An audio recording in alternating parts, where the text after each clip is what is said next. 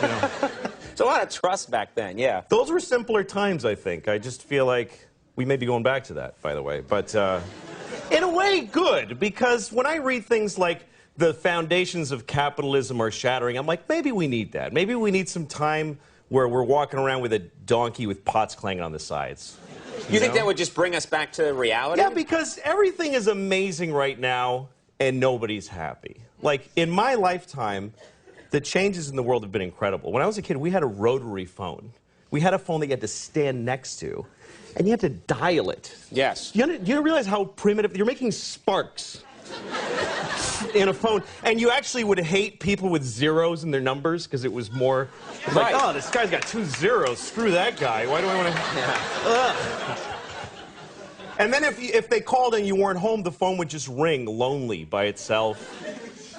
And then if you wanted money, you had to go in the bank for when it was open for like 3 hours. You had to stand in line, write yourself a check like an idiot. And then when you ran out of money, you just go, well, I can't do any more things now. Right. I can't do any more things. That's it, yeah. That was it. And even if you had a credit card, the guy would go, ugh, and he'd bring out this whole shunk, and he'd write, oh, you'd have to call the president to see if you have any money. And it's all true, kids. You had to call the president, yeah. It was ridiculous. Yes. Do you feel that we now, in the 21st century, we take technology for granted? Well, yeah, because now we live in an amazing, amazing world, and it's wasted on the crappiest generation of just spoiled idiots that don't care, because this is what people are like now. They got their phone, and they're like, it won't. Give it a second. It's going to space. Can you give it a second to get back from space? Is the speed of light too slow for you? Yeah. I was on an airplane, and there was internet, high-speed internet on the airplane. That's the newest thing that I know exists. And I'm sitting on the plane, and they go, open up your laptop. You can go on the internet. And it's fast, and I'm watching YouTube clips. I'm in an airplane. And then it breaks down. And they apologize. The internet's not working. The guy next to me goes, this is bull.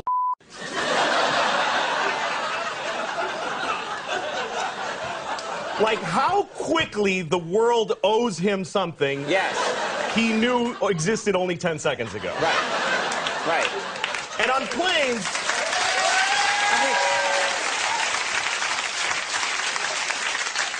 flying is the worst one, because people come back from flights and they tell you their story.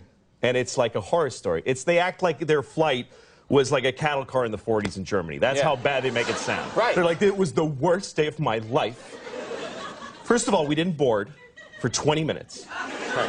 And then we get on the plane, and they made us sit there on the runway for 40 minutes. We had to sit there. Oh, really? What happened next? Did you fly through the air incredibly like a bird? Did you partake in the miracle of human flight, you non-contributing zero, that you got to fly? You're flying! It's amazing. Everybody on every plane should just constantly be going, oh my God! Wow! Yes! You're flying. You're sitting in a chair in the sky. Yes. Yeah. That's right. Now, Louis... But it doesn't go back a lot. and it's not really... You know, here's the thing. People, like, they say there's delays on flights. Yeah. Delays, really? New York to California in 5 hours. That used to take 30 years to do that. And a bunch of you would die on the way there and have a baby. You'd be a whole different group of people by the time you got there. Now you watch a movie and you take a dump and you're home. Yeah. Well, nicer way to say it than that, but yeah. No.